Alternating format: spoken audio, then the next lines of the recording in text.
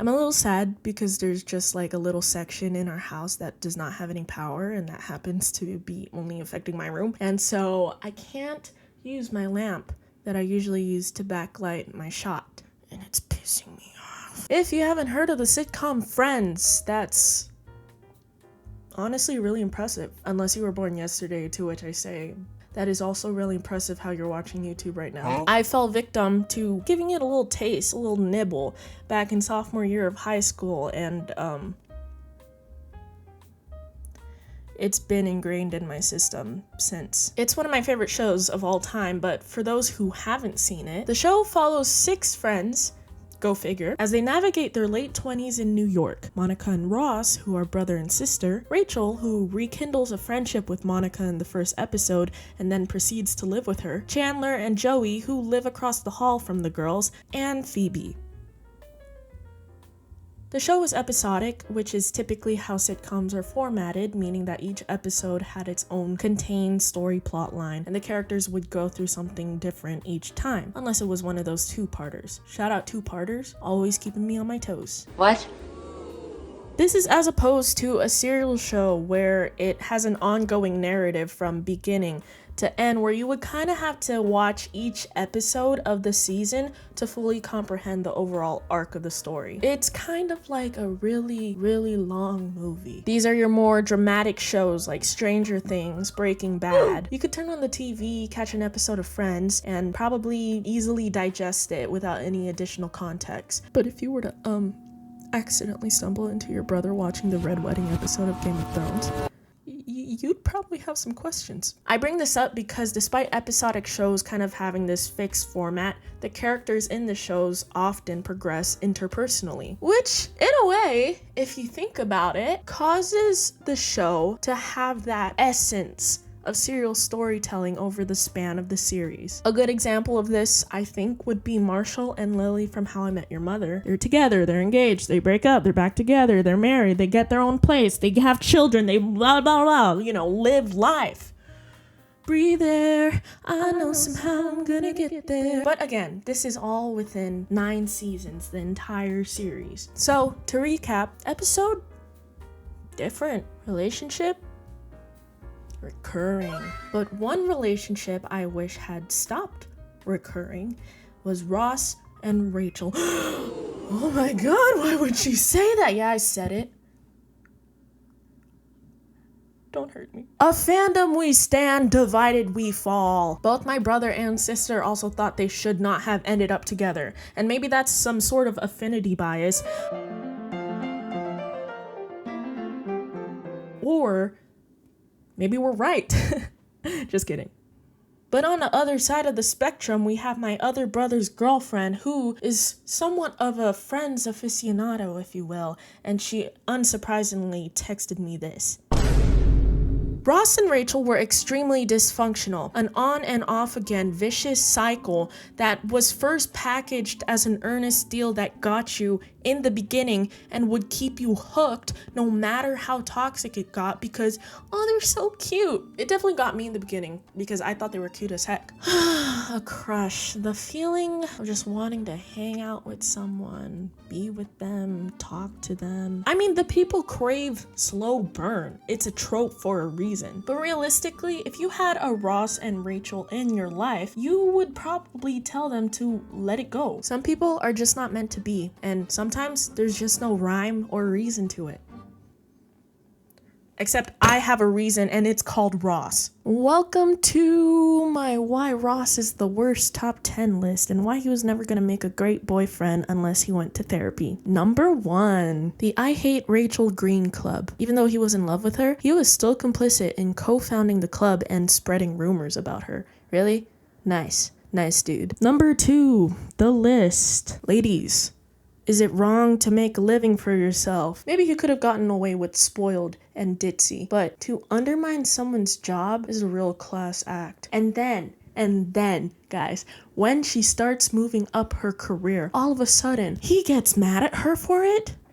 Trash. I can say this because these aren't real people. Number 3, the Charlie thing. The Charlie thing happened during the Joey and Rachel storyline. Once Charlie breaks up with Joey, Ross goes straight to macking with her. The actual audacity. And honestly, Joey was gonna back off of Rachel because he respected Ross enough to not go after her. Number 4, the annulment, or shall I say, the lack thereof. He didn't want to release Rachel from the shackles of marriage just to save face, because that would be his 3rd divorce. Need I say more? Don't tell Rachel. See you later. Number 5, and this is everyone knows this one, the break. This comes from a personal vendetta, so Ross, how fucking dare you? To feel like you can't manage to be alone for one night because you're uncomfortable, so you sleep with someone else the day of your breakup instead of grieving your relationship like Rachel was grieving the entire night is some coward behavior. And the next day, Rachel wants to get back together, and then he keeps the sleeping with another woman a secret. Eventually, she finds out, and obviously, it does not end well. I realize, just like the show, there will be people who will be like, "Oh, they were on a break. Shut the fuck up." Look at this.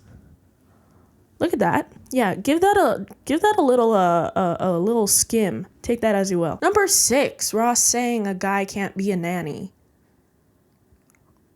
You just annoyed me with this one. Number 7, the honeymoon. Ross, what did you think was gonna happen asking your ex to come and take over in place of your current wife, not even divorced, to go on their honeymoon together? And then she catches them at the airport boarding the plane. What did he think was gonna happen, dude? I'm perplexed. They did end up divorced. The bro couldn't keep a marriage for 2 weeks. Number 8 is jealousy. All I see is what I should be. Jealousy, an often endearing factor at first that proves someone really likes us, until it's not. Obviously, this is where I feel a little bad for Ross because of the whole, Carol lesbian wife divorce thing, causing him to have serious trust issues, which I can actually relate to a lot, minus the lesbian wife part. But Ross has this issue of constantly thinking egocentrically instead of, I don't know, being happy for his ex-partner that she found a piece of herself and is expressing that in a relationship where she can be loved, or that not every woman is gonna leave him the same way she did and hurt him. And that whole thing with Mark, which was the whole build-up with why Ross and Rachel even broke up to begin with, and they just kept going after that. It's 11 p.m., bro. That whole Mark thing was basically it was the catalyst of Ross and Rachel breaking up for the first time. And honestly, what had ruined them to begin with, I feel like. All in all, they just both did not trust each other, especially after Ross had slept with that copy printer woman, copy fax machine woman. A fax machine woman? ChatGPT, what does a fax machine woman look like? Oh God. Number 9, cheating. I think anyone's a dirtbag for cheating. I am obviously a hater. Number 1 hater for anyone who cheats. If you have cheated on someone, I hate you. I hate you so much. Just saying, to not give the respect to someone that you claim that you love, and then to kind of go against their back instead of discussing, communicating how you feel. If you don't want to be with someone you are currently seeing, just tell them instead of cheating. Simple. He did it twice. The 2 things that first came to mind was how he was dating Julie, and then while he was dating Julie, he went to go kiss Rachel because he was like, yeah, I don't want to be with Julie anymore, but I haven't broken up with her yet, so... But we can still kiss, right? And then he does it again in that beach house episode. He does it again with Bonnie while Bonnie is there. That is so disrespectful. How many times have I said disrespectful in this one video? He is just not showing respect to the women that he's dating and kind of view them as an extension of who he is instead of them as their own people. For example, when Rachel was moving up in her career and he was like, God, it's almost like you're not even my girlfriend anymore. And you work with a man? Oh my God, I'm supposed to be the only man alive. And finally, number 10. Ross, Take thee, Rachel. I don't think you will quite understand the concept of secondhand embarrassment until you watch this scene.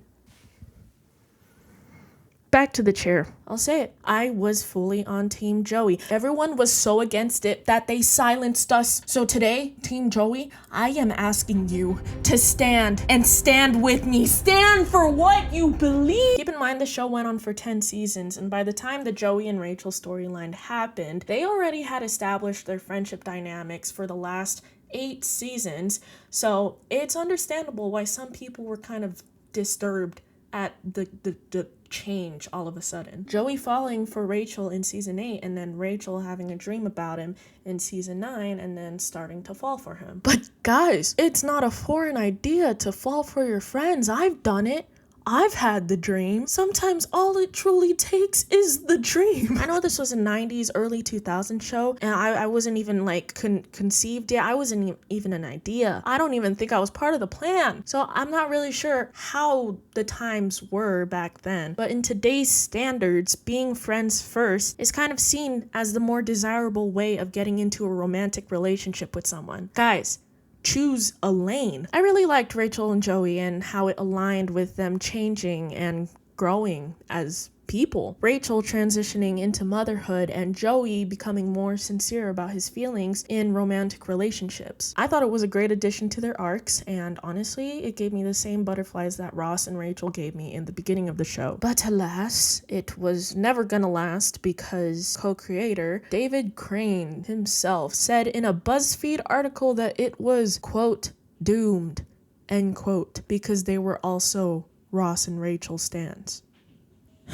This feels like Andrew Lloyd Webber making Love Never Dies again. All this to say, relationships are two-way streets, at least in this case. Rachel had her faults, and she was as magnetized to Ross as he was to her. She made some peculiar choices, and just generally indulging in making out with someone she knew damn well was in a relationship. Twice!